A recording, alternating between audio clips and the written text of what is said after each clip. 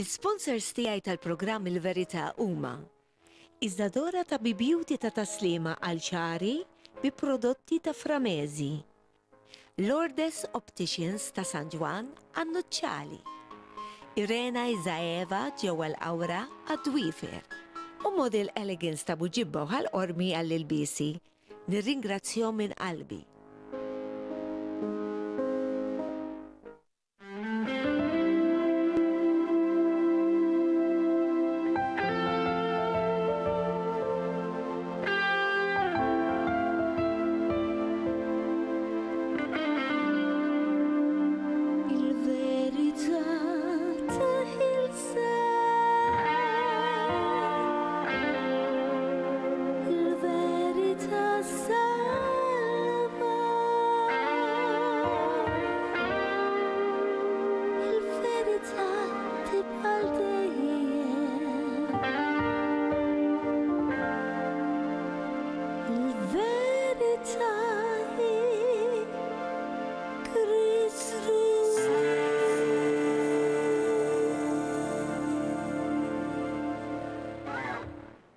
Eżis telespettaturi ta' F-Living Channel nilqakom għal dan l-ewwel programm Il-Verità mill-iskeda tal-ħarifa. Nispera li bqajtu segwuni fis-sajf bir-repetizzjonijiet, jekk le ma nsertajtuhomx bix-xogħol, daw il-programmi qegħdin fuq YouTube u anka fil-paġina tiegħi Il-Verità tal-Facebook. Fil-programmi ta' qabel, il-ħaqna milna 10 programmi, għax imħabba maratoni, li taġbir ta' fondi, li dawn huma importanti wkoll li żewġ programmi mbagħad ma stajniex nagħmluhom. U dejjem kontinwetkom jiena li ċertu suġġetti kont ngħidilkom fuq dan ħanitkellmu, fuq dan issa ngħidulkom. U fil-fatt, da li sa nagħmel minn daw il-programmi tal-iskeda tal-ħarifa, sa nispjegawlkom u ħanidħlu iktar fil-fond ċerti affarijiet. Fil-fatt sa nibdilkom, kontili nsemmijilkom il-ħatfa, il-rapture bil-Ingliż, rapio. Xi tfisser edha hawnhekk fil-Bibja. X'inhija din? Illum sa nidħlu f'dan il-fond ta' din il-kelma qawwija tal-mulej tagħna. Int jekk għadek ma m'intix qed temmen, ħares lejn dawn, tista' tgħidu daw ħmerijiet, imma tħallix li l-affarijiet isiru għax wara jkun tard wisq. Agħti ħajtek għall-mulej. Il-mulej jħobbok wisq, kull ma jrid relazzjoni miegħu li inti mbagħad titolbu maħfra u taċċettah bħala s-Situ Salvatur tiegħek.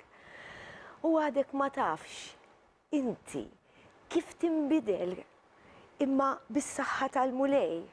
Tgħidli xi trid tinbiddel li ċerti affarijiet inti tibda tħares mill-lenti mod ieħor. Inti l-affarijiet li sa nuru llum.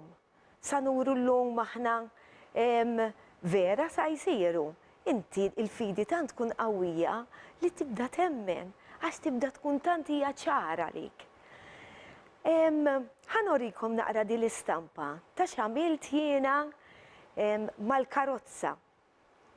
Sur direttur, mela, edha bl-Ingliż ħalli jifhimha kulħadd, the driver of this car may vanish at any instant. Passengers travel at their own risk.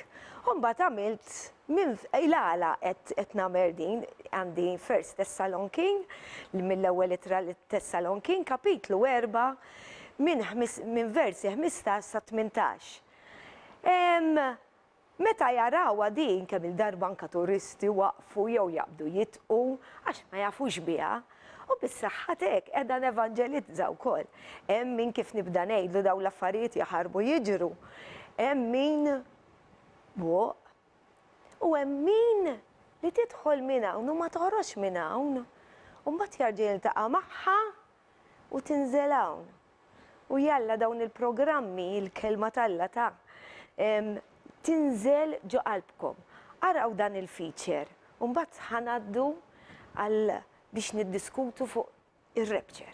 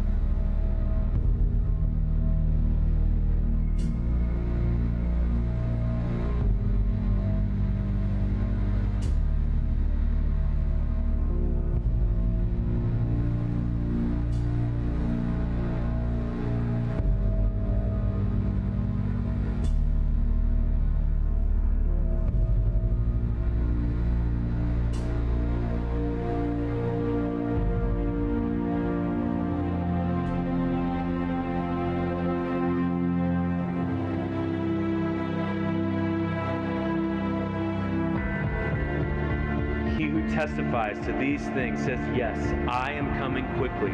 Amen. Come, Lord Jesus.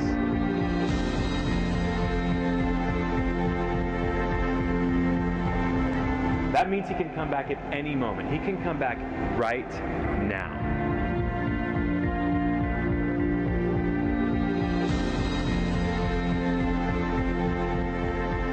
He's coming quickly. It'll happen in the blink of an eye. We'll be caught up with him in the air. Notice that he says, I'm coming quickly. And the believer says, Amen, come soon. Is that what you are saying? Is that your heart's cry?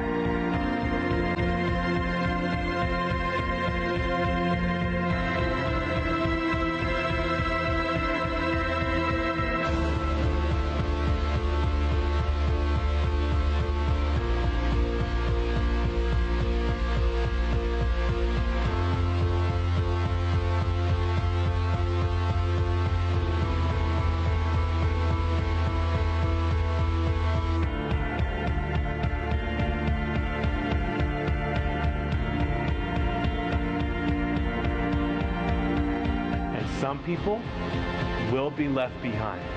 In that moment, when the rapture comes, will you be left behind?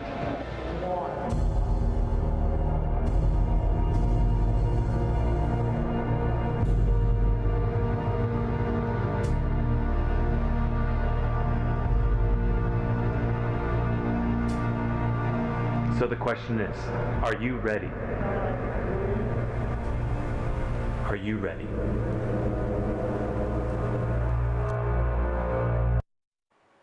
Inti lest, jew inti lesta. Trid temmen mingħajr id-dem ta' Kristu daw l-affarijiet ma jistawx jiġru.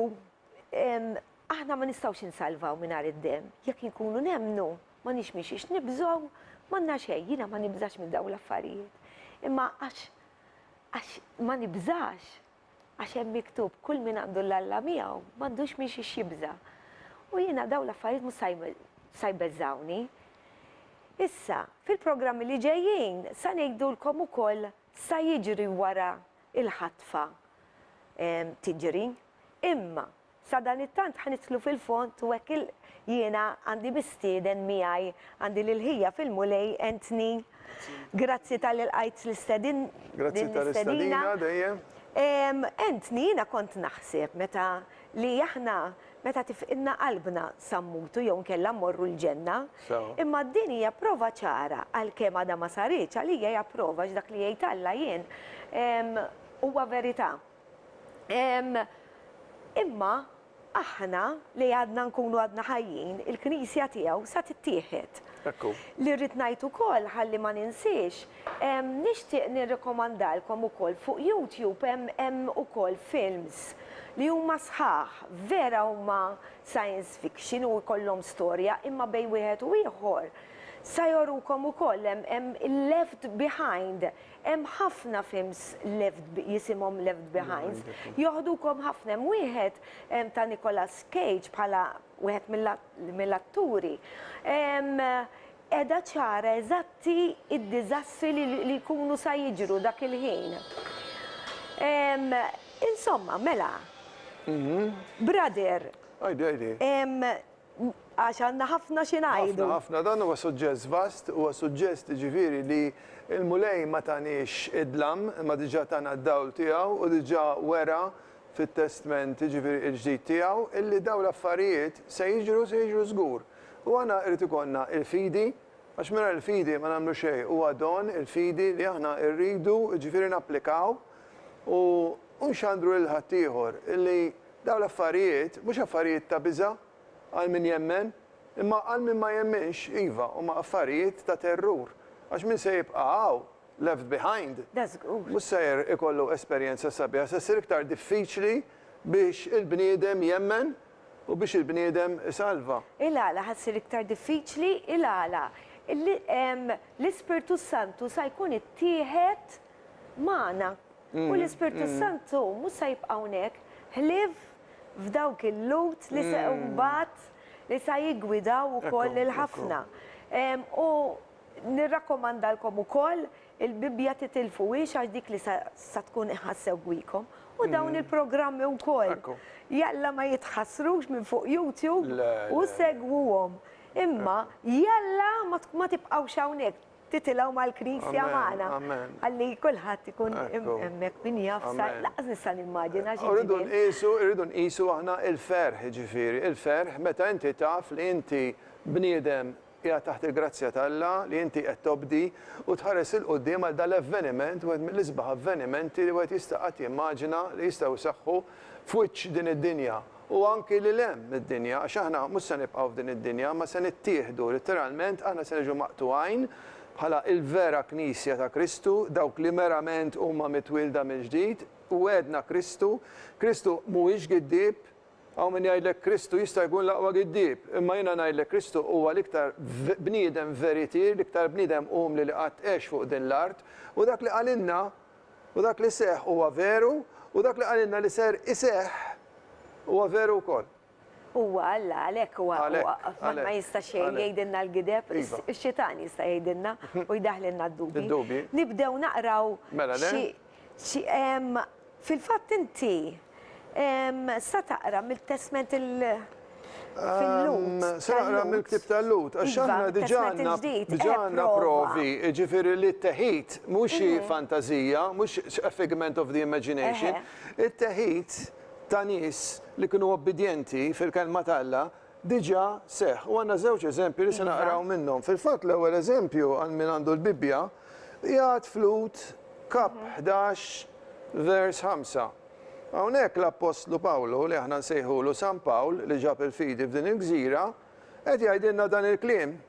Kien minħabba fil-fidi tiegħu li Ħenok ittieħed minn fostna. Tara kemm importanti Iva. semmejna l-fidi aħna fil-bidu, kien imħabba fil-fidi Il-fidi, tiegħu eżatti. li Ħenok ittieħed minn fostna, hekk li hu l-mewt ma rajix. Tara, ġifieri Eżatt. huwa persuna hawnhekk eżempju ta' persuna li ttieħed li ma rax il-mewt. Ma nstabx iżjed għax Alla kien ħadu u tassew qabel ma ittieħed kien kiseb xieda li hu kien oġob lill-Alla, Lill-Alla. qegħdin noġbuh lill-Alla, qegħdin nobduh mingħajr il-fidi jerġa' jgħidlek qed jenfasizza t-tieni darba, mingħajr il-fidi ma jistax ikun li wieħed joġob lill-Alla kif nista' noġob lill-Alla kien iddubitaħ, il-ħin kollu ngħid fuqu, il-ħin kollu ngħid li huwa ibgħat lil kastigi, dawn ħasra huma ereżiji, Alla iħobbna u jrid jaqtana miegħu. U jibatinna t-tajjeb mhux il-ħażin. Amen, amen. Għax kull min jersa lejn Alla jeħtieġu jemmen t-tielet darba tara fidi. Il-fidi kemm hija importanti. Jeħtieġu jemmen li Alla jeżisti, li mhux giddib Alla, u li jagħti l-ħlas jiraq lil dawk li jfittxuh. Qegħdin Amen. infittxuh il-mulej. Ha, Qegħdin infittxu din il-verità pura u sabiħa li Alla ġej delwaqt u jista' jkun issa stess. Waqt dan il-programm li joħodna miegħu iva, għax il-mulej ma jridx jgħaddina mit-tribulazzjonijiet, il-mulej ma jridx jarana imġarbin, ma jridx jarana mweġġajn, mħawdin għall-eternità. Alla jridna fil-paċi. U l-paċi tiegħu li għatiju ma jħodha ħadd. Amen. Issa, Amen.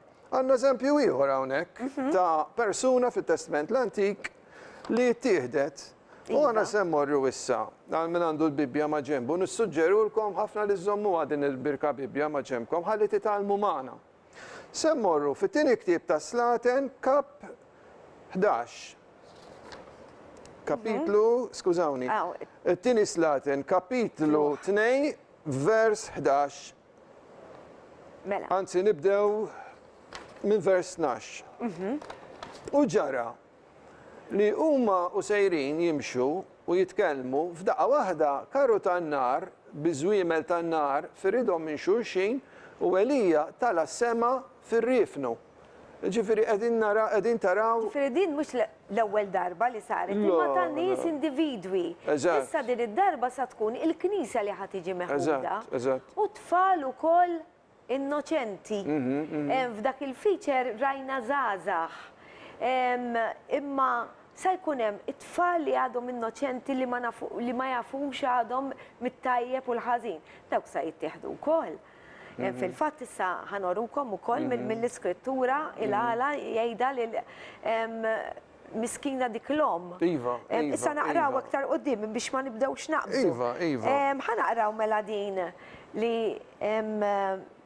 taslatin, diġa qrajnija. Mbagħad għandna li Ġesu wkoll Ifimni, Ġesu wkoll ġi meħud ekku. bil-ġisem glorjus tiegħu li din issa hija importanti ħafna. Iva, iva.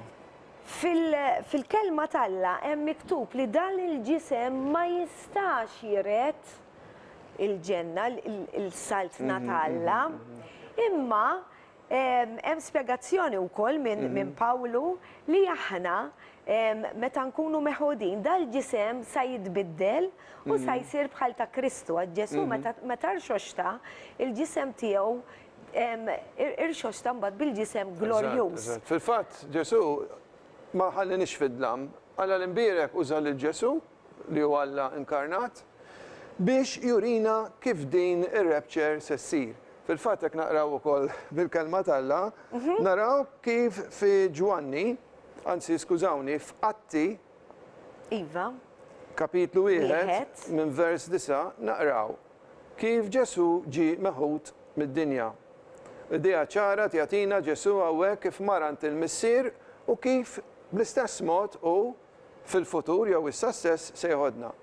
Mela nibdew naqraw wara li qal dan huma jħarsu lejh, ġifieri lejn Ġesu, kien meħud il-fuq u sħaba ħaditulhom minn quddiem għajnejhom. Waqt li kienu bajnihom fis-sema iħarsu lejh mela għadhom sejjer. qegħdin jaraw. Din Eżatt. hija xhieda, għax kemm il-darba jgħidulna. U inti blind faith, le mhijiex għamja. No, it's not blind faith. Għandna x-xhieda li għadhom qegħdin jaraw, dawn ma kitbux. Il-mulejja mill-inna vera ġentili, vera easy, titkun vera, sorry, ma rridx ngħid kelma disprezzattiva, imma aħna ma tinnużaw kelma kretin, ma rridx ngħid kretin, imma s-satta. Imma rridu nkunu boloħ il-kelma, biex aħna jħassra għandna dal-ġit, għandna dal-wirt. Għallina dal-wirt il-mulej, u skużi, narmuħ minnħalna, nirreġettaw.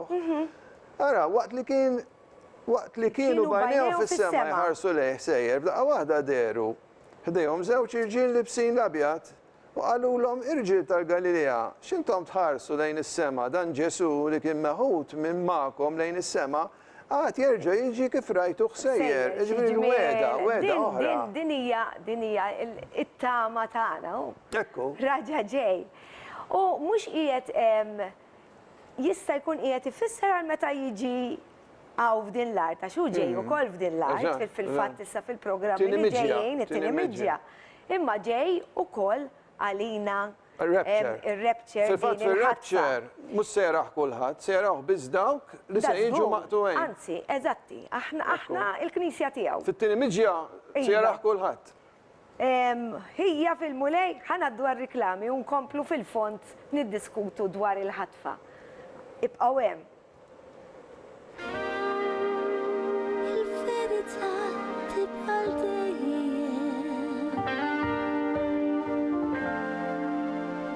Il-verità hi Kristu.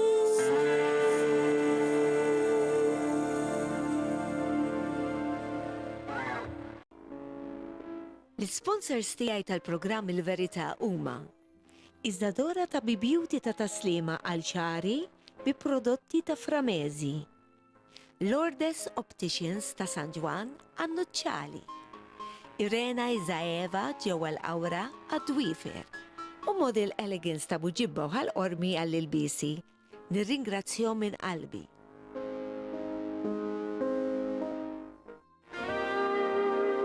Il-verità tibqa' dejjem.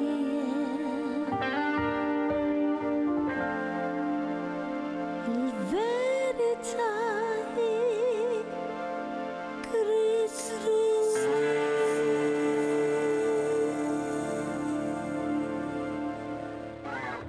Nilqakom għat-tieni parti tal-ewwel programm Il-Verità li qegħdin nitkellmu dwar il-ħatfa. U ħankomplu nitkellmu kif fil-fatt jekk ma lħaqtuhx mill-bidu l-programm għandi bħala mistieden lil ħija fil-mulej Anthony. Mela, brother Anthony, nkomplu għax għandna ħafna xi ngħidu. Sissa rajna, Bit-testament il-qadim ġifiri rajna l-Lenok u rajna l-Elija Iva, li ġew maħudin. Bit-testament il-ġdid rajna Ġesu Kristu li ġie maħud. Iva. Ġifiri issa il-mulej ukoll qed jgħidilna issa intkom missu. Ġifiri ara l-mulej kemm jaħdem b'loġika divina. Ġifiri issa se naraw il-weda ta' Kristu kif aħna se niġu ukoll maħudin jew raptured. qed tiġini f'moħħi, brother ukoll, meta Ġesu miet u wara li war xoxta, sewwa għamu wkoll dawk l-erwieħ u rawhom bħala rwieħ rawhom huma.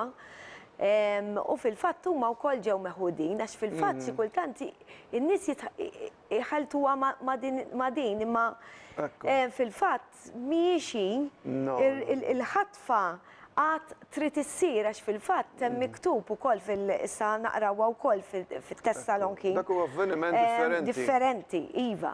Imma biex ngħidilhom ħalli jekk ikunu qrawha u jkunu qegħdin jaħsbu jew ikunu biex ma jitħawdux huma. Għax jiena peress li nipprova nidħol f'dak li jkunu mill-esperjenza tiegħi wkoll minn xi nkun għaddejt u ħsibiet tiegħi u mbagħad bis-saħħa tal-Bible studies li mmorru dawn l-affarijiet jgħinuna għax nidħlu fil-fond u nsaqsu.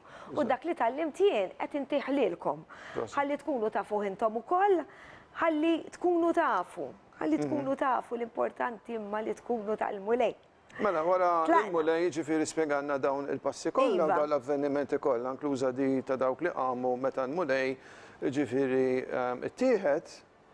Issa imiss aħna din next in line ġifiri skont Ġwanni kapitlu 14 minn vers 1 sa 3 se naqraw hekk. Tħallux qalbkom titħawat, emnu falla, tara l-fidi raġa, emnu. Anke l-Apostlu Pawlu jenfasizza u jistinkan ħin kollu emnu falla u emnu fija u koll. U dan huma klim Ġesu wkoll, ġifieri qed jgħid għal Ġesu. Eżatt. Mela fid-dar ta' Missier hemm ħafna postijiet. Ġifieri l-mulej preparanna, tippreparanna dar, he's preparing for us, a mansion, mhux itaħallina ġifieri abbandonati kif jaħsbu ċerti nies il-mulej. La rridu nħallsu loan hemmhekk. No, m'hemmx għalfejn tagħmel bank loans. Għax fid-dar il-mulej hemm ħafna postijiet li ma kienx hekk, kont ngħidilkom. Tara l-mulej kemm hu sinċiru ġenwin, qed jgħidilna kollox. Grazzi mulej. Sejjer inħejjilkom qed jerġa' jinfasizza fejn toqgħodu. Il-mulej irid post sabiħ fejn aħna noqogħdu. U meta immur u nħejjilkom post, tara jerġa' nħejjilkom post, nerġa' niġi, ma ġifieri dan qed jippreparanna post u qed jipprepara wkoll biex jerġa' jiġi biex naħodkom miegħi. Mux bil-fors mejtin, nkunu, mux bil-fors wara li motu, jista' jkun joħodna wkoll ħajjin. Biex fejn inkun jien, tkunu intom ukoll, ara kemm iħobbna l-mulej, irridna nkunu close. Irrid ikollu fellowship magħna, mhux irridna maqtuħ minnu. Għalhekk batilna l-Ispirtu Santu bis-saħħa tiegħu qiegħed magħna l-ħin kollu hawnhekk. Imma mbagħad se nkunu miegħu ħangawdu miegħu. Hemmhekk ara xi ġmiel xi tridu iktar minn hekk. Maħniex abbandunat. Min ħossu lonely, min ħossu waħdu, għandu dal-kliem biex iferħu u biex iwensu. U għandu l-insara ħutu fi Kristu li lesti biex jennuh, iwensuh u jollu l-moral. Għalhekk hija l-Knisja. Għalhekk hija l-Knisja. Għalhekk hija l-Knisja. Punt ieħor importanti għal dan il-programm, ir-rapture, huwa għaliex ser issir ir-rapture, dak huwa punt importanti. Dan il-ħafna qtuħ u Alla jrid joħodna miegħu is-sema, imma għaliex da kollu, għaliex? Għaliex, kif se naraw, se jiġu żminijiet fil-fatt diġà qegħdin fihom, li da żminijiet huma żminijiet ta' ribellioni, żminijiet ta' ċaħda, żminijiet ta' konfużjoni, żminijiet ta' gwerer, terremoti, aqraw l-aħbarijiet, maħniex boloħ aħna, kif qed jiżdiedu l-avvenimenti drammatiċi madwar id-dinja, kemm id-dinja qiegħda tisħon, kemm nies qegħdin jitilqu minn postijiet biex jevitaw isħana u jemigraw lej artijiet iktar friski. U għanna l-eżempju ta' Malta. U l-ġuħ qed iżdied iktar. Il-ġuħ, l-arar. Għażat, għax la jkun hemm l-arar, il-terremoti. Ara kemm ħajkun hemm nies ukoll mingħajr djar Ġifiri, umbat rridu nkunu aħna Eżatt. ma id-dinja tinaqaf Ġifiri, fl-imkien anki jek stess inti ma temminx, Eżatt. anki jek stess inti bidematiku jew agnostiku, dubjus, inti għandek il-provi minn natura li d-dinja mhux edha sejra għall-aħjar, id-dinja sejra Għall-ar. Mela Isa, l-aħwa, ejjem naraw is-sinjali qed ikellimna anki l-mulej permezz tan-natura. Amen. U anki fil-kelma tiegħu kif se naraw issa. Eżatt. Araf Mattew 24. kap 24 vrust 37 sa 42. Mela bħal fi żmien Noe, hekk tkun il-miġja ta' bin il-bniedem? Għax kif fi żmien ta' qabel id-diluvju kienu jieklu, jixorbu, ġifieri kienu jgħixu ħajja normali tidher fuq fajnej in-nies, jiżżewġu sa dakinhar li Noe daħal fl-arka. Ġifieri ma li daħal fl-arka dan Kienu Nbiddu qegħdin, l-affarijiet, nbiddu Kien l-affarijiet. hemm ħafna Kien hemm ħafna dnub. nubiet. Dnub ukoll. U b'xejn ma ntebħu sa ma wassal id-diluvju u ġar lil kulħadd. Ġifier daw iddubitaw. Dawk, mhux tal-hekk li kienu jitqobih u jgħidu li huwa midinu. jizzufjettaw, jgħidu dan miġnun.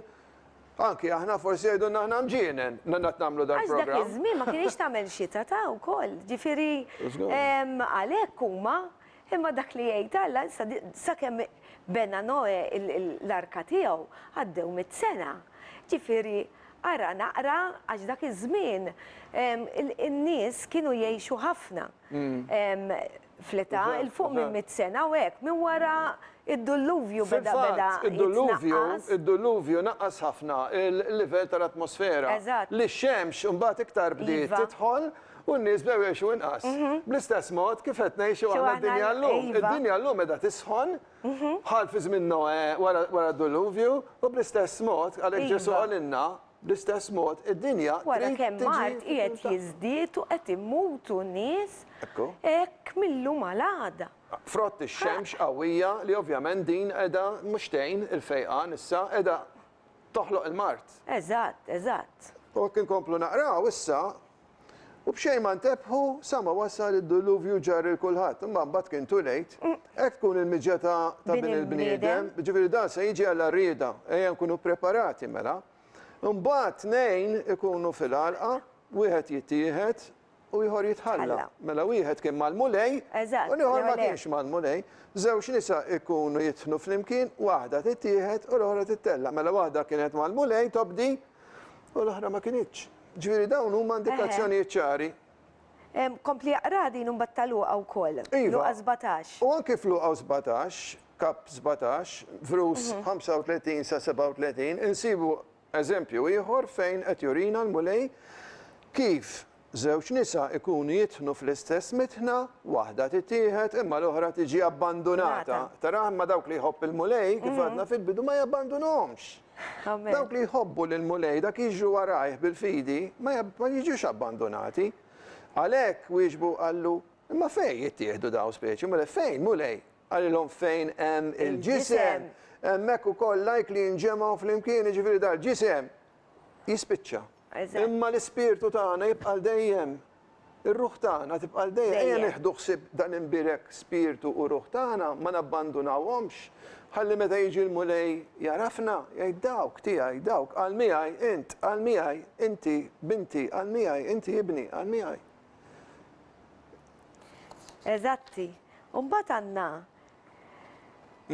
din mill-ewwel Tessalonkin ukoll. Iva, tal-ewwel Tessalonkin, kap 4 vers 16 sa 18. Għaliex il-mulej nifsu mal-kmant, mal-leħen tal-arkanġlu u t-tromba ta' Alla jinżel mis-sema mela se jkun hemm ħoss. Se jkun hemm il-ħoss tat-tromba tal-arkanġlu li jagħti s-sinjal biex tibda it-teħid tal-Knisja. U dawk li jkunu mietu fi Kristu, tara importanti, Iva. mietu fi Kristu, li jkunu emnu, jkunu ħajja konsagrata u obbedjenti, umu l-ewwel. Ġifieri il-mejtin umu l-ewwel. Di U li mbagħad hemm fuq- aħna. di li nżilt jiena fuq wara tal-karozza li Iva. bdejt biha. Iva, dik li għandek Di fuq li wara. tfisser Iva. U mbagħad aħna li nkunu ħajjin, ġifieri aħna wkoll li Eħe. nkunu ħajjin, li nkunu għadna hawn ninħatfu magħhom fi sħab biex niltaqgħu mal-mulej fl-ajru. Fl-ajru. Ġifieri dina mhix xi ħaġa tal-immaġinazzjoni jew xi fantażija jew xi film, ġifieri tal-sci-fi jgħidu science fiction. Eħe. Di ħaġa li se ssir verità. Hekk inkunu dejjem mal-mulej, ġifieri dejjem di mhux xi ħaġa temporanja, għamlu l-qalb lil xulxin dan il-kliem. Mela Xi qegħdin ġmien. nagħmlu l-qalb lil xulxin, jew qegħdin ingergru ħafna gar u Alla ma jħobbnix u d-dinja sejra lura. Le, id-dinja sejra lura. Aħna din fid-dinja imma maħniex tad-dinja. Tgħidilna l-kelma aħna ta' dak ten fuq. Jien ma rridx inkun ta' din-dinja, mhux jiġifieri nobgħodha d-dinja ta' imma mhux norbot qalbi magħha ma' xejn u ma' ħadd. Ħalli jiena qalbi tkun ta' Ġesu, ikkonsagrat. Dak li tfisser ikkonsagrat. Jiġifieri jiena I'm separated, I'm dedicated to the Lord biex hu jużani, biex jiena inħobbu. U meta nisbalja, mill-ewwel bil-ġirja mulej jaħfir li ma konx naf x'in nagħmel. Fisem Ġesu, amen. Ħalli jiena nkun fil-paċi hu. Eżatt, dak li provdinna li nam għalhekk miet, għax hekk ipprovdinna il-maħfra. Il-maħfra ġiet wara li miet għalina. Dem ta' Kristu. Għax qabel id-dnub ma kienx inħafer, kien jitatta. Imma issa fil-fatt ma kienx hemm ġenna u infern, kien hemm fiħdan Abram u parti mill-infern, mhux l-infern li nafu issa, mbagħad ħajarġa jitbiddel ukoll l-infern. Żgur isir iktar Ar. Fil-fatt ipprovdinna din it-triq għalhekk it-triq li fil-fatt dak użaj dawn il-klim fil-ftuħ tal-programm jiena u qed ngħid għax huwa triq il-verità u l-ħajja. Il-ħajja aħna ma nisammutu anke jekk tibqalqaw tieqaf qalbna sa norqdu fi Kristu. Mhux allura sa nibqgħu ngħixu għall-eternità miegħu. Hemm post ieħor ukoll li hu li jsejjaħ l-eternità u għall-infern ukoll. Biex noqogħdu attenti. M'hemmx triq tan-nofs. Jew malla jew max-xitan. Eżatt. Il-kelma hija ċara, kull ma jrid il-fidi fih. Ġesu għalinna, kull min iħobbni jobdi l-mandamenti tiegħi u jimxi warajha, jieħu s-salib u jimxi warajh.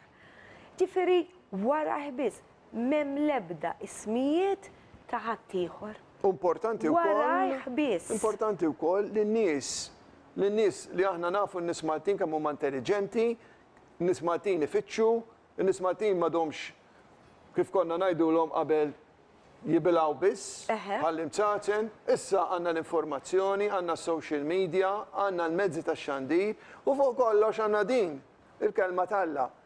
Importanti li n-nies jaqbdu dal-ktib u jiċċekkjaw għalihom infushom. Biex dak li qed ngħidu. Eżatt, biex dak li qed ngħidu hawnhekk ma jażbux li għadana qed nivventaw aħna jew nippruvaw nawġu xi kliem, dan huwa l-kliem eżatt li hemm fil-kelma talla. Issa, temmen jew ma temmenx. That's the question. Issa inti temmen taf x'għandek tagħmel kif tkun ippreparat, kif se naraw fl-aħħar punt li għandna fil-ewwel Tessalonkin. Intom tafu sewwa li jum il-mulej jiġi għall-arrieda għalinna hawnhekk bħal ħallil bil-lejl mela ejjew nkunu verament ippreparati. Għax hekk aħna ma nkunux ippreparati mbagħad wara kulħadd taref. Sintendi meta jiġu l-ħallelin, kieku nkunu nafu aħna kieku nżakkru l-affarijiet jew nkella naraw x'nagħmlu. Imma mbagħad ikun too late. Ikun too late. Mbagħad jibdew ġejjin l-orrif qed tara dak ma laqx hawnhekk ta' dak m'għandniex l-insurance, għandna l-aqwa insurance jaħsar kelma tagħna. Eżatt. Praise God. Praise God. Mela, għandna ukoll indikazzjoni meta tista' issir din. Edha second daw, it-tieni ittra ta' Tessalonkin. U Pawlu vera edha ċara din. Mela, Tessalonkin.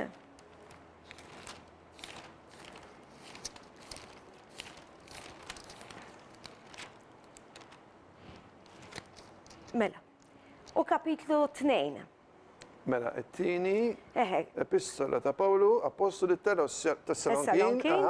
Mela, araw kif jibda. Ħuti, għal dak li għandu x'jaqsam mal-miġġija ta' Sidna Ġesu Kristu U l-ġemma tagħna biex ninaqdu miegħu, ara kemm iħobb isemmiha di, biex ninaqdu miegħu. Nitlobkom biex ma toqgħodux tħawdu raskom malajr u tinħasdu bħalli kieku il-midja ta' jum il-mulej orbot u la jekk tkunu mnebħin mill-ispirtu u lanqas jekk tisimgħu xi kelma jew taqraw xi ittra ta' parsi minn għandna, jiġifieri ara kemm ukoll jagħmilha ċara. Jiġifieri anke jien kemm il-darba nagħmililkom ċari. Dal-programm mhuwiex tiegħi da biex naqdi lil-mulej għalikom jiena. Fil-fatt din hija barka għalikom għax jien kemm il-darba kont nisma' ħafna affarijiet u għadni sissa nisma' fuq ir-radju, fuq it-televiżjoni, ċerti affarijiet li ma jaqblux mal-kelma talla. U kont ngħidu l-mulej, ma mulej kif sa nagħmlu dal-programm? Kif sa nuri lil-Maltin jiena l-verità? U provdinna dan il-programm. Din hija barka minn Alla. Għax irid iwasslilkom permezz tagħna lilkom il-kelma tiegħu lilu, mhux lil Filisien u lil Lentni. Le, lilu. Ħankompli naqralkom. Tħallux il-min iqarraq bikom bebda mod. Mela, l-aħħar jum ma jkunx magħna qabel ma tkun seħħet ir-rewwixta u jinkixef il-bniedem ta' dnub. Ġifieri, min ikun għadu hawnhekk ħajinduna l-Antikrist minn sa jkun. Dan fil-programmi li l-mies issa ngħidulkom ukoll ta' ikkundannat għat-telfin u li u jintrefa fuq kull ma jġib l-isem ta' Alla, dan ħajamila ta' Alla ġifieri, sa jagħmilha tal-Messija.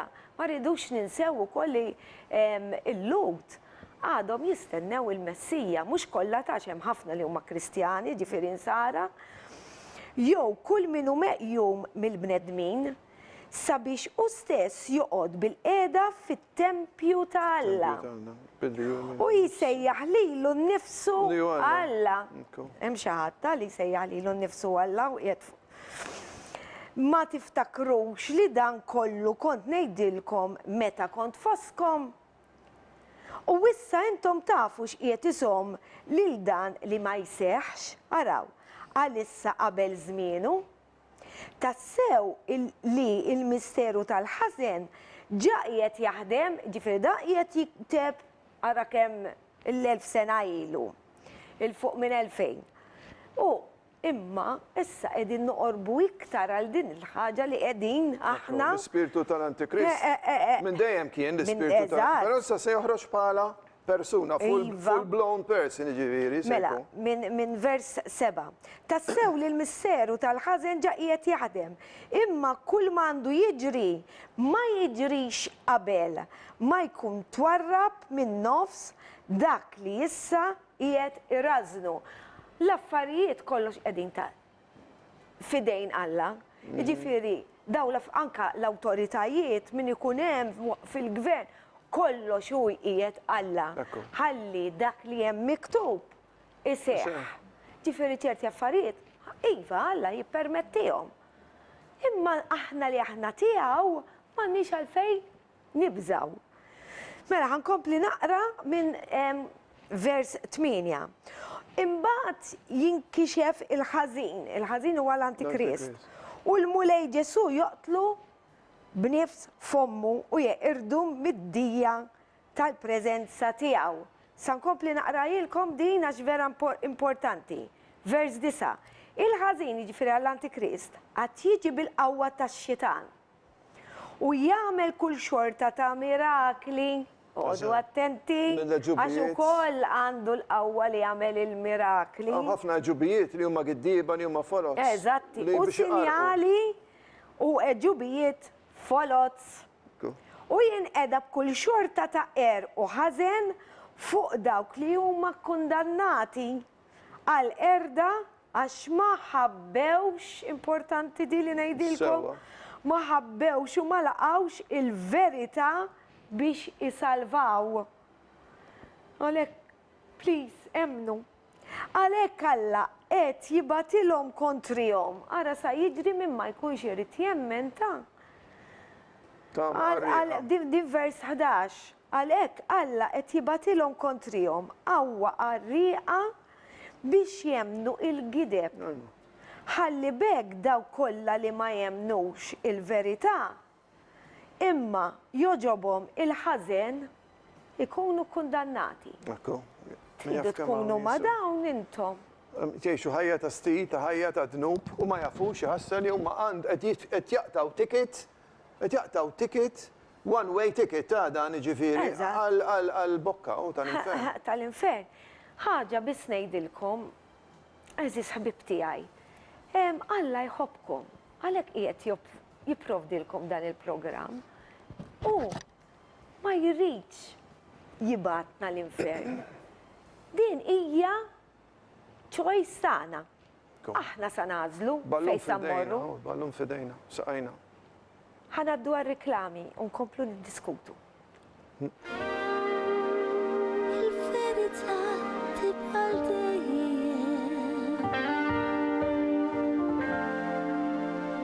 Il-verità hi Kristus.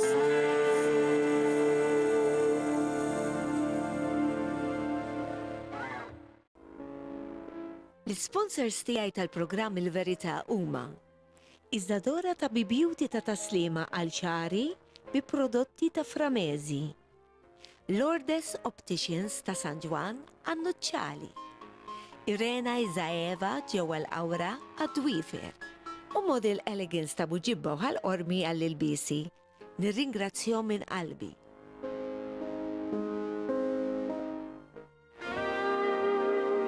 Il-verità tibqa' dejjem. Il-verità hi Kristus.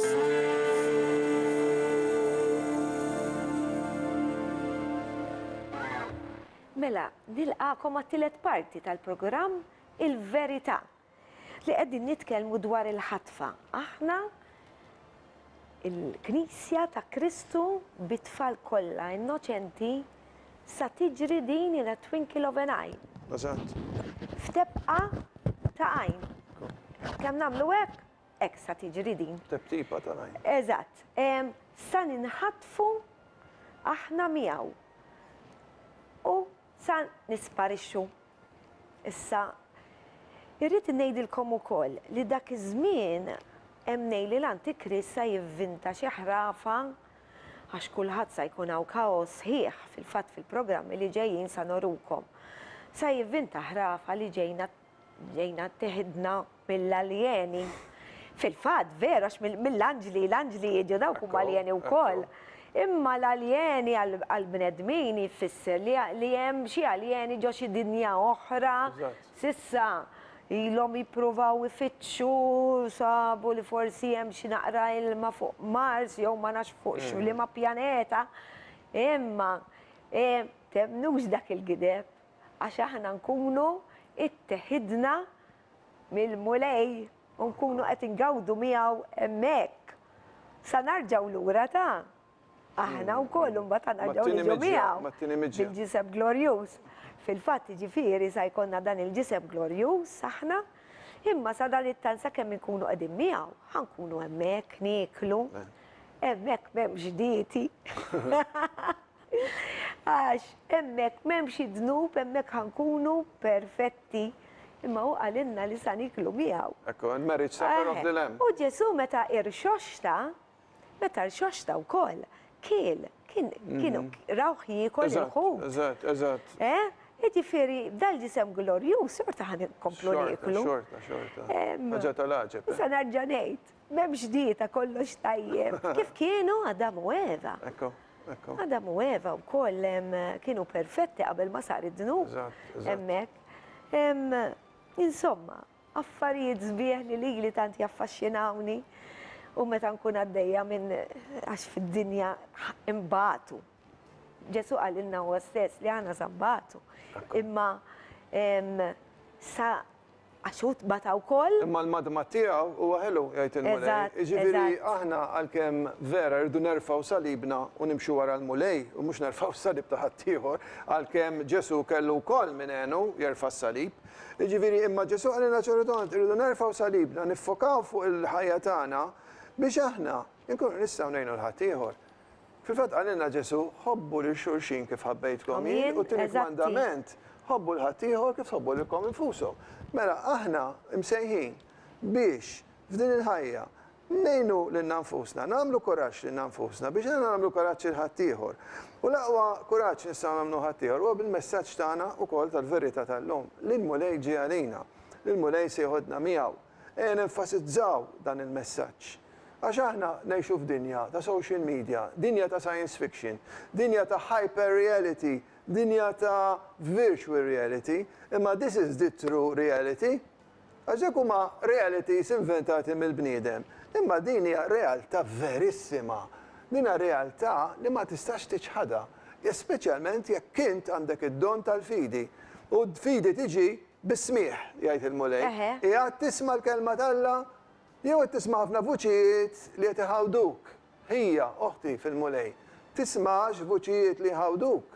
Isma' il-kelma pura tal-mulej, iċċekkja l-affarijiet tiegħek, ingħaqad ma' fellowship li xandar il-vera kelma, fellowship li jitlob mill-qalb, li segwi il-dinamik, mhux ritwali, imma id-dinamika tat-talb. Hemm ċerti passi kif titlob, titlob bil-fidi, titlob billi inti tinsisti mal-mulej biex tgħidlu darba u l-mulej mhux se jismani, le tkompli titolbu għax il-mulej irid dik il-fellowship miegħu li inti bħal missier jara l-bintu jew il-libnu jersqu lejh jgħidulu pa xtri dik il-karozza kemm ħelwa fil-vetrina, xtriju li dak il-laptop.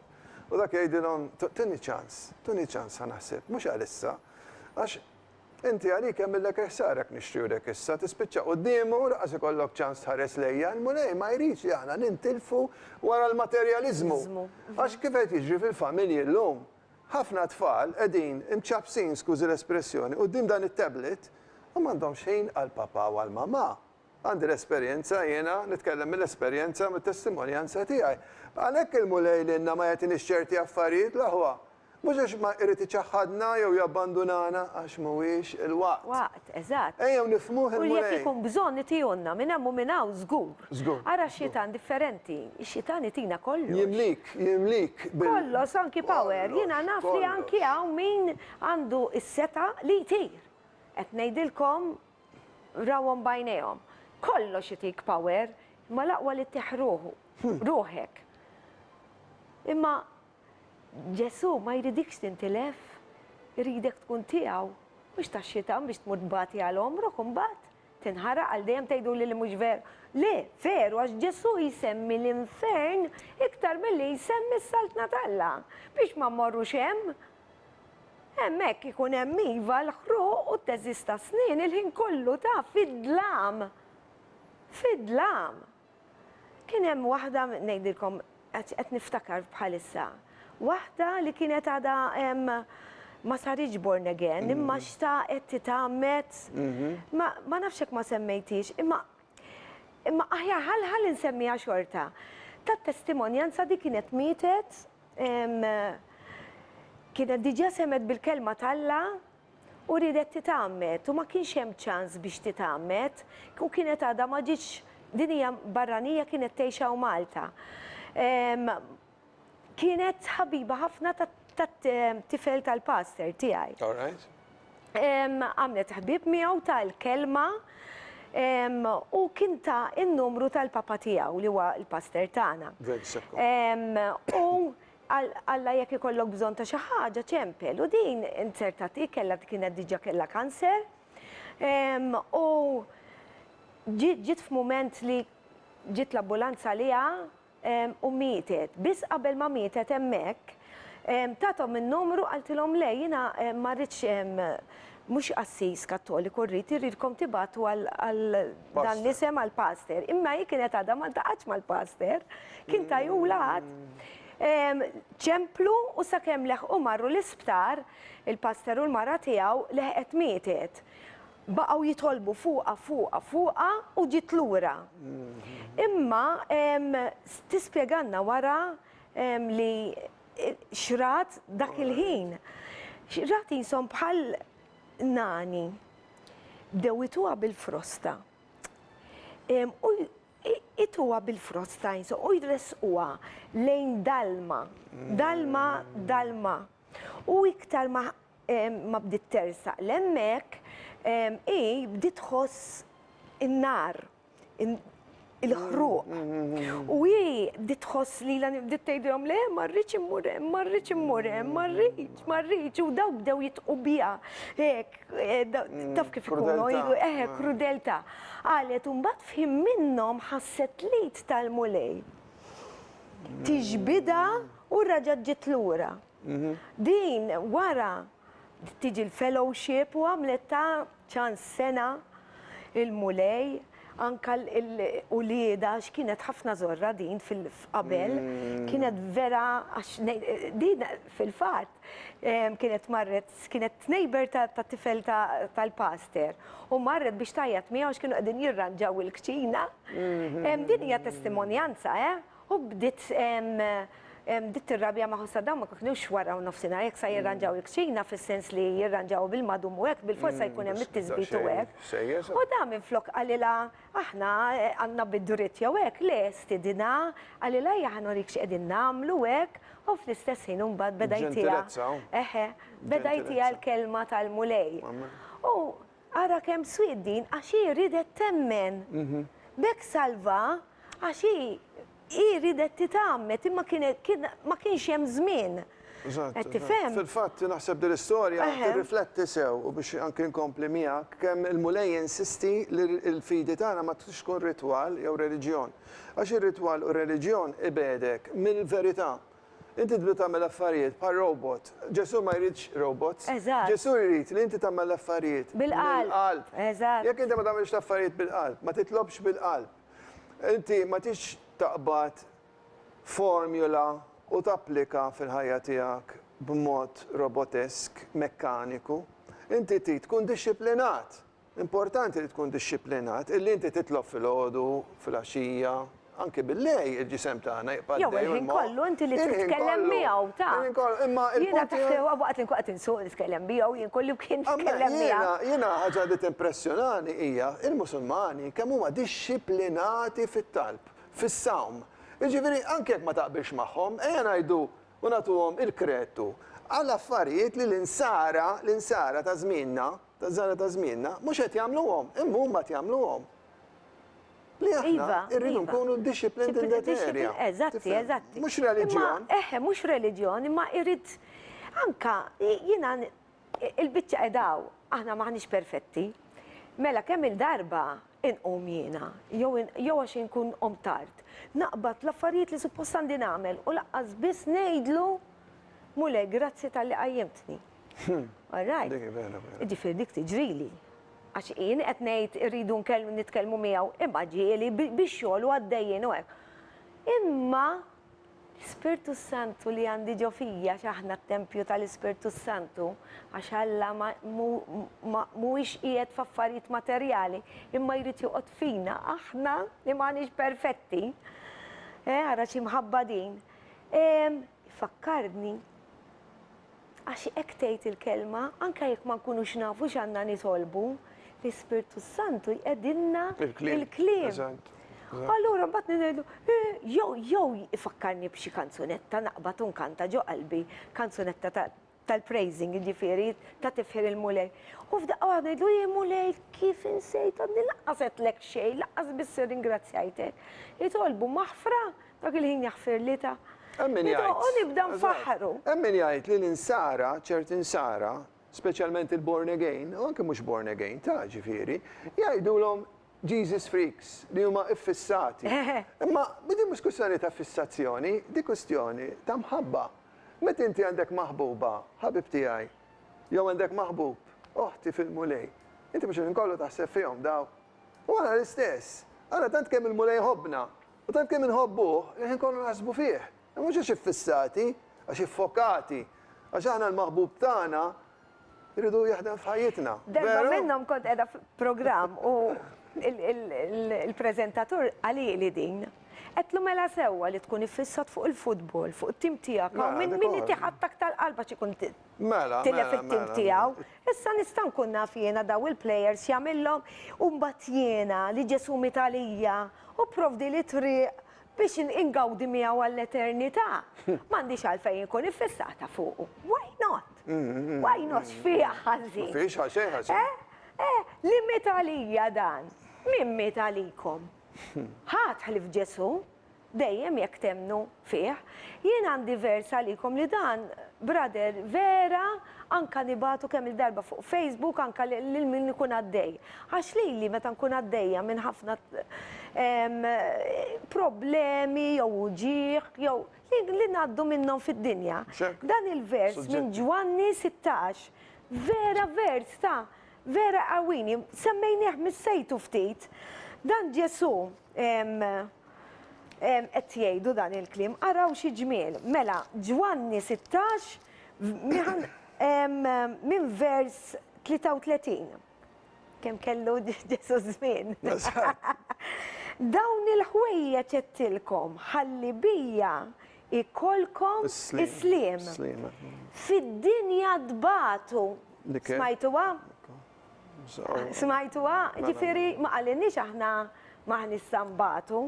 Fid-dinja dbatu jkollkom, iżda għamlu l-qalb.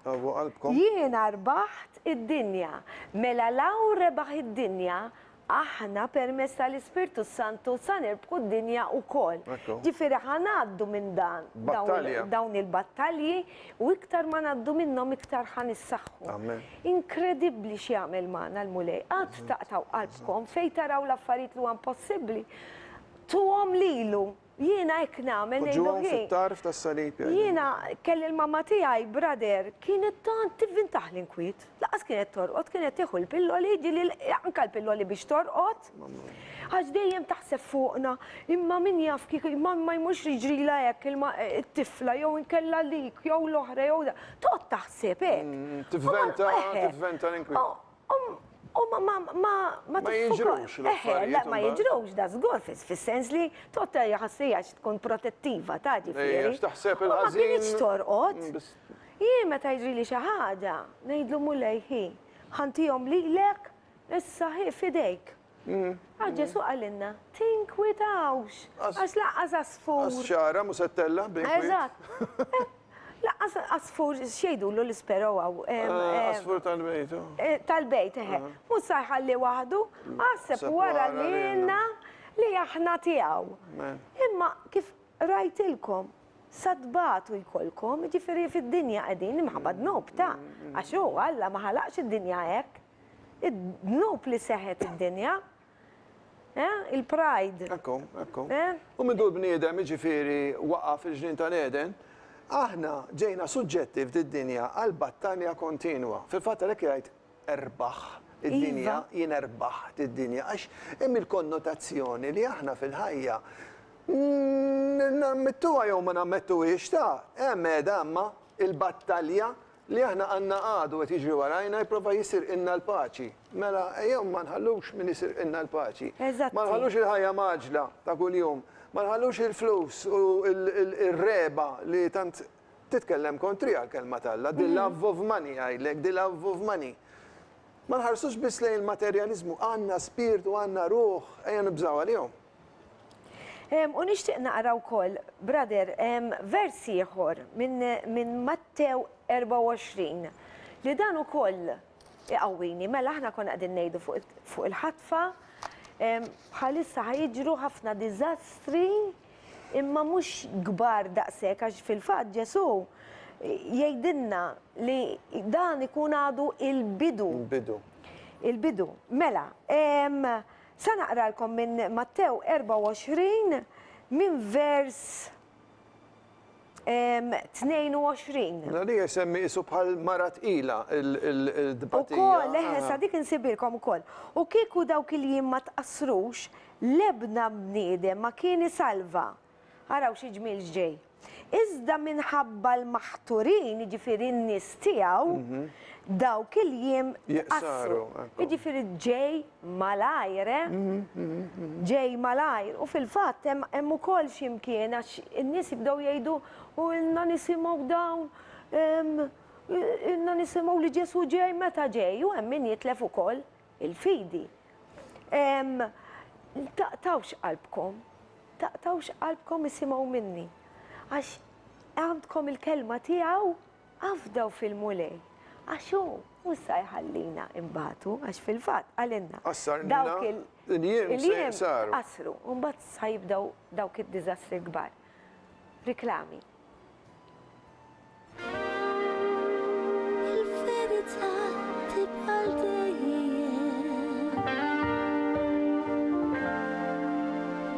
Il-verità hi Kristus.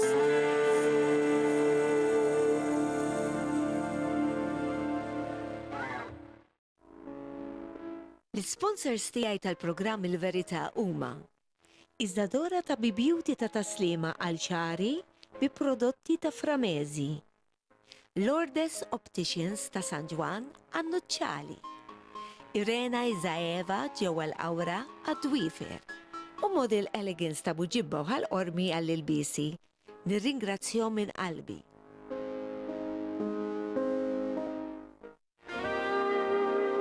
Il-verità tibqa' dejjem.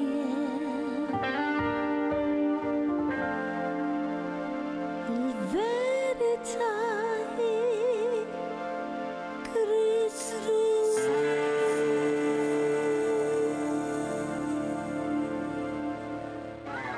Wasalna fl-aħħar parti u jkun hemm ħafna u ħafna xi tgħid għalhekk ma nixtieqx nieħu ħafna żmien. Nixtieq naħodkom ukoll fil-Bibja, kapitlu 24 Ta' Mattew. ta' Mattew, iva, minn vers 12. Anzi, ħana ħadilkom minn 10. U jkun hemm ħafna li jitfixklu, li jitradixxu lil xulxin u jimbatu bejnietkom. X'inhu jsir? Anka fil-pajjiżi stess. Iqumu bosta profeti folots u jqarqu b'ħafna nies. Joktor il-ħażen x'inhu jiġri, fil-fatt kellimna fuqu, u għalhekk l-imħabba tibret f'ħafna illum.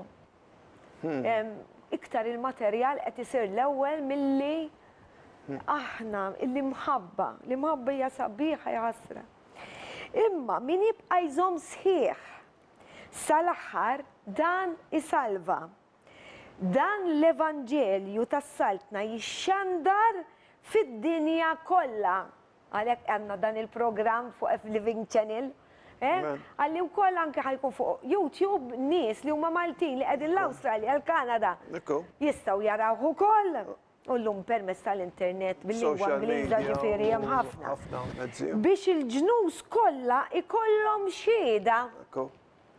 Imbagħad jiġi t-tmiem.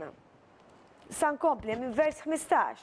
Meta mbagħad taraw il-profanazzjoni u l-ħerba fit-tempju li fuqhom tkellem il-profeta Daniel, ġifieri dawn l-affarijiet mhumiex qegħdin fit-testament il-ġdid biss ta' qegħdin ukoll fit-testament il-qadim. Il-testament il-qadim għadu sissa sal-aħħar tad-dinja wkoll mhuwiex xi qadim. Ġesu kwota ħafna mill-testament. Jissejjaħ il-qadim għaliex qabel konna taħt il-liġi u issa qegħdin taħt il-grazzja. Nkompli naqra għax ma lajjad il-ħin. Mela, vers 15. Meta mbagħad taraw il-profanazzjoni u l-ħerba fit-tempju li fuqhom tkellem il-profeta Daniel, ħajjifhem min jaqra, ħajjaħarbu mbagħad lejn l-oljiet dawk li jkunu fil-lodija u min ikun fuq il-bejt ara li ma jinżilx jieħu xi ħaġa mid-dar fejn tkunu ħarbu. Anqas min ikun fir-raba ma għandu jerġa' lura biex jieħu l-mantar tiegħu, jiġifier biex imur għall-flus. Le. Bħall-istorja tal-Lot, bħall-Lot li daret Bħall-Lot, mela. Issa, vers 17. Jaħasra għalihom in-nisa li f'dawk il-jiem ikunu tqal u jreddaw. Il-għala, Għaliex min ikun tqil. Tarbija. Jittieħed tarbija tittieħed. Tittieħed, ekku. Sintendi, jekk l-om ma tkunx born again, għax Sintendi. jekk tkun born again, sa tittieħed magħhom kollox, ġifieri. Vers 20, itolbu li l-ħarba tagħkom ma tiġix fix-xitwa jew nar is-sibt, nar ta' sibt, għax imbagħad ikun hawn diqa kbira li mill-bidu tad-dinja sa issa għadu qatt ma kien hawn bħala u anqas ikun hawn. Mbagħad tiġi dak il-vers li qrajt Li qabel saru, li li saru qassar il-jum. minħabba fina, mħabba aħna li nemnu li għadna nistennew. Issa qegħdin jiġru ħafna sinjali li qegħdin hawnhekk. Ekku.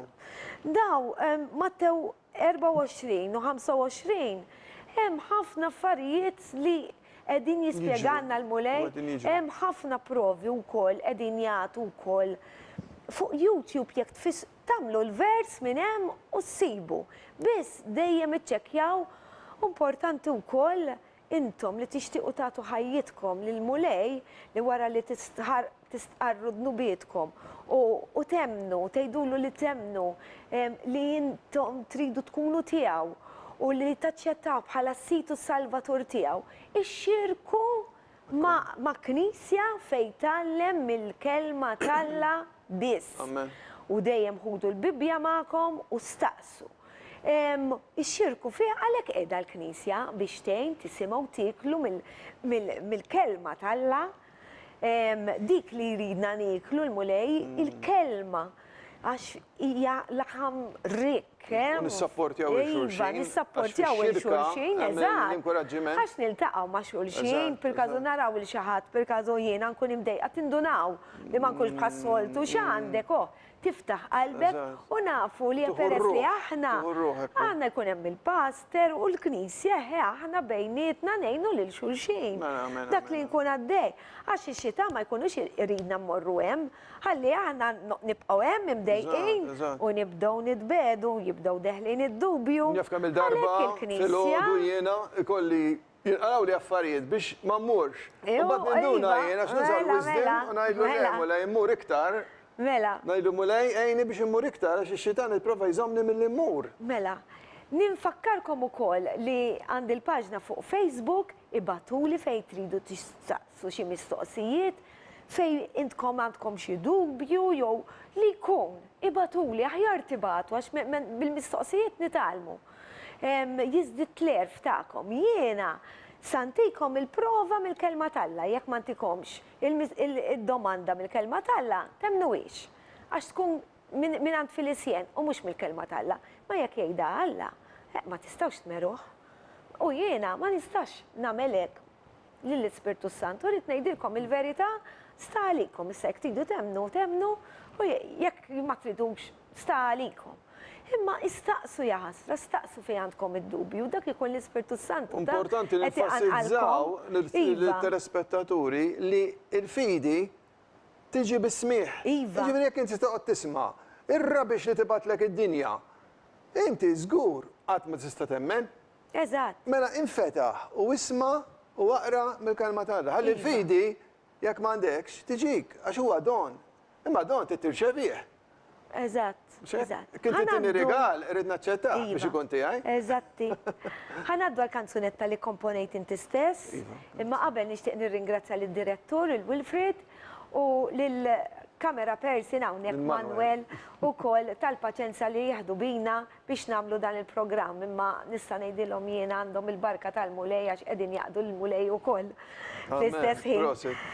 Kanzunetta li komponejt inti ħriġt album, gospel Iva, album ukoll iva, biex ixxandar. Fil-fatt jekk nista' nagħti daqsxejn testimonjanza fuq u dal-album dan jiena qatt ma kont nimmaġina li xi darba se nikteb xi songs jew se nidħol fil-xena mużikali għax jiena dejjem ġifi kont nkun id-dar nisma' radio u tinkanta miegħu ma mhux li nikteb song u bil-gitarra u noħodhom ġo studios kif għamilt miegħek u għamilna CD grazzi l-mulej li vera ressaq Grazzi, ħafna Mulej, nies Gloria għażak lilu. punt li jressaq in-nies lejn Ġesu.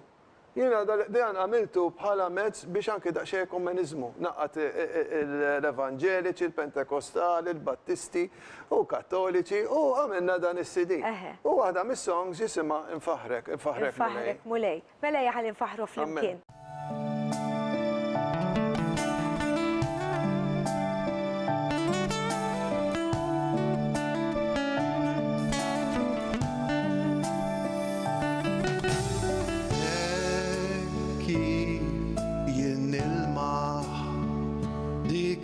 الشمس نزلة بالمورة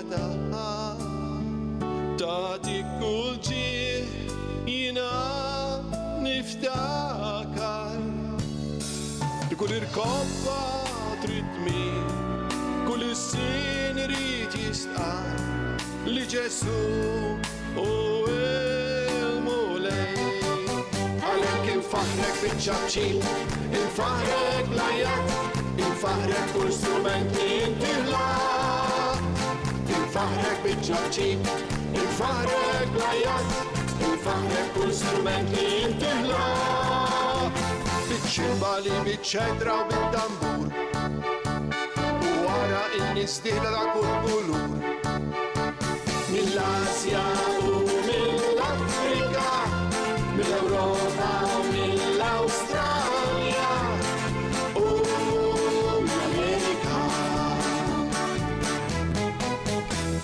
ندخل في الدم يوم قدس محصول بالدم تا جسوس impoġġi ħajti kollha fejn jammarru u li jara kollox għalih xejn huwa mistur il-ktieb ta' ħajti kollha qudiemu miftuħ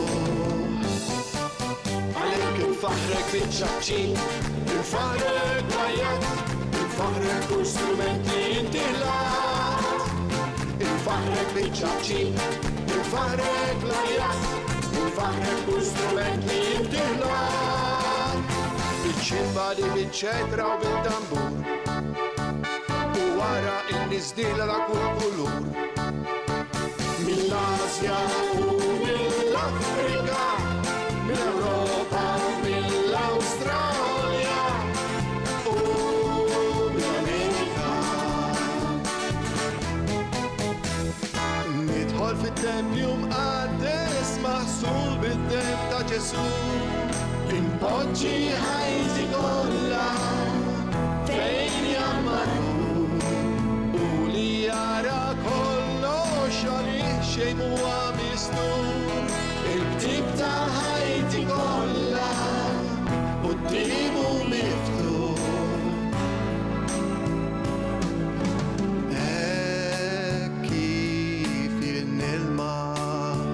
dik ix-xemx nisla fil-ħmura tagħha tagħtik kull ġieħ jiena niftakar li kull irkobba fit-tmiem kull irsin irid jistqar li Ġesu huwa l-mulej